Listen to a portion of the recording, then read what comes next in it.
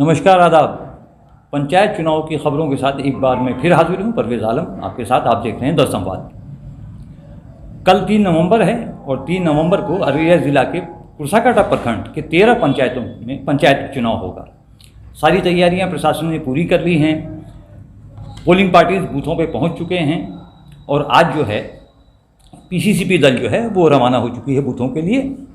वो बूथों पे पहुंच जाएंगे और इसकी जो है एक विधि व्यवस्था को लेकर के एक अच्छी खासी तैयारी कर ली गई है। ज़िला प्रशासन का कहना है कि सारी तैयारियां पूरी हो चुकी हैं। आपको बताएं कि जो तैयारी हुई है उसके हिसाब से पूरे प्रखंड की जो 13 पंचायत हैं उनको 28 सेक्टर में बांटा गया है और हर सेक्टर के लिए एक पदाधिकारी नियुक्त किए गए हैं। उसके अलावा 6 जोन बनाए गए हैं। एक जोनल पदाधिकारी हर जोन में हैं और 3 सुपर जोन बनाए गए हैं, जो सुपर जोन में भी अलग अलग अधिकारियों को, जो वरीय अधिकारी हैं, उनकी प्रतिनियुक्ति की गई है। कुर्साकांटा में 13 पंचायत हैं तो 13 मुखिया के पद हैं, सरपंच के 13 पद हैं, पंचायत समिति सदस्य के 18 पद हैं, वार्ड 175 हैं तो 175 वार्ड सदस्य के पद हैं और पंच के भी 175 पद हैं और ज़िला परिषद सदस्य के 2 पद हैं। इसके लिए जो है नामांकन ख़त्म हुआ, समीक्षा हो गई, लोगों जिनको नाम वापस लेना था उन्होंने नाम वापस ले लिए।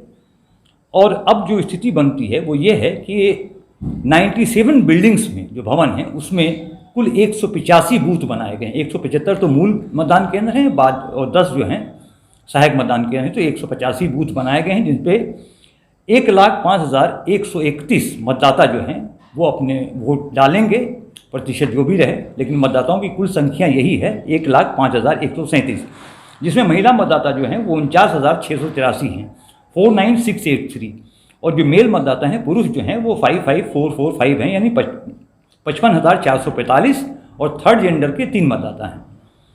और जो चुनाव अभ्यर्थी मैदान में जो प्रत्याशी चुनाव लड़ रहे हैं तो उनकी कुल संख्या जो है 1507 है, 1507 है। इसमें 16 जो लोग निर्विरोध चुने गए हैं वो पंच के हैं। पंच के कुल 16 पद जो हैं निर्विरोध चुने गए हैं। उस पर किसी ने जो दिया था नाम वापस ले लिया, एक ही कैंडिडेट बचे तो वो निर्विरोध चुन लिए गए हैं। बाकी जो पंच के पद हैं उस पर चुनाव होगा। तो जो चुनाव हो रहा है तो मुखिया के जो 13 पद हैं उसके लिए 76 प्रत्याशी मैदान में हैं और सरपंच के जो 13 पद हैं उसके लिए 60 उम्मीदवार मैदान में हैं, चुनाव लड़ रहे हैं। और पंचायत समिति सदस्य के 18 जो पद हैं उसके लिए 104 अभ्यर्थी जो हैं वो मैदान में हैं, जो चुनाव लड़ेंगे, जो मतदाता हैं उनको वोट डालेंगे।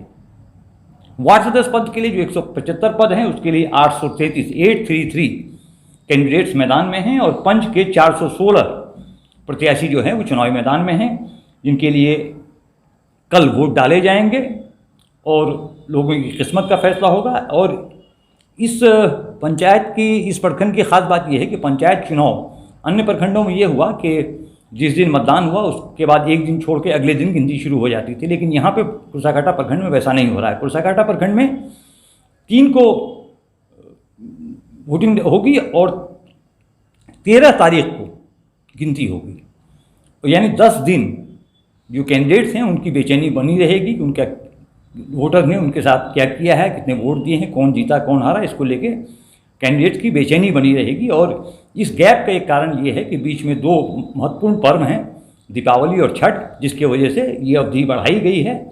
इसलिए 3 वोटिंग के बाद उम्मीदवारों को 10 दिन का इंतज़ार करना पड़ेगा रिजल्ट जानने के लिए, परिणाम जानने के लिए।